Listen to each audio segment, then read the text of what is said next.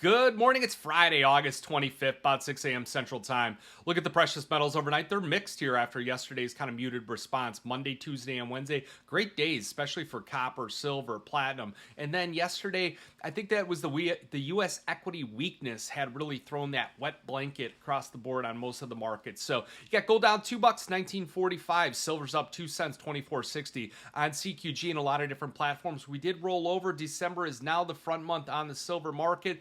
Differential between SEP and DEES is about 35 cents right now. So we're up 2 at 24.60, and then copper up 3 at 382. Platinum up 7 at 950. So we do have a highly anticipated Jackson Hole symposium here today, where you got Fed Chairman Jerome Powell. He's going to be giving his speech at 9:05 a.m. Central Time, and then it's going to be a volatile session, I think, all the way until the end.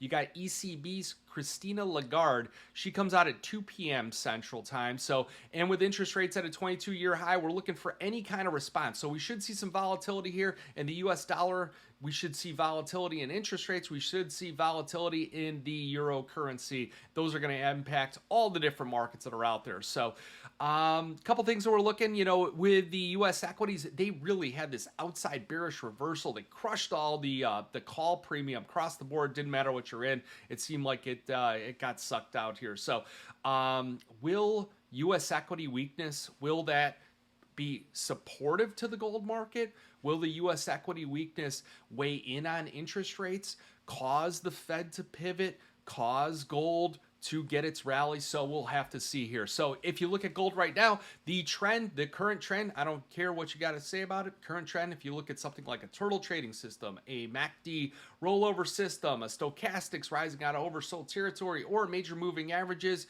if you're a longer term breakout trader, it is still bearish. So it's got to close above 1971 in order to neutralize the bearish trend. It will go to a neutral trend, and then we'll probably see something like 1993. It would have to break out above there to establish the bull trend, or on the downside, that old resistance, new support, 1951 breaks below there. That's probably going to trigger the bearish trend again. So a support here intraday, we still haven't gotten above 1951. That was yesterday. We threatened it and we closed below it. So I think we got to get above there to carve out a bottom, and then we can start attacking some of these higher highs and look at neutralizing that downward trend. So silver did a great job this week. It did break out to the upside. It reestablished a neutral trend from a bearish trend. So the critical level support right now is going to be about 24.03, $24. Call it, line in the sand on D silver. I think we break below there. You're going to start looking at like that 23.39. That's going to be triggering a new bearish trend. All the short sellers will come back into the market, and then you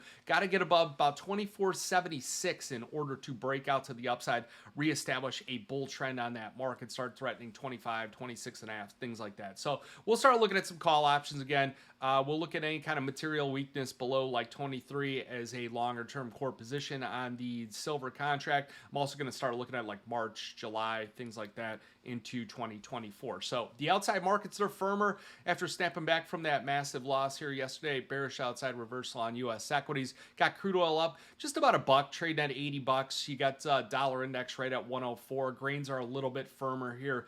We're wrapping up that crop tour right at the moment here. And then Treasury yields up 1 at 425. So it's going to be a volatile session. If I don't see you guys, I'll be on the TD Ameritrade Network here at about 7 a.m. Central, so call it an hour from now. I'll also write an article on Kitco. We'll post that out. I'll also have a small article here on TradingView. So if you guys got any questions, give me a call, 312-858-7303. Remember, futures option trading involves risk of loss. May not be suitable to all investors. Good luck and good trading.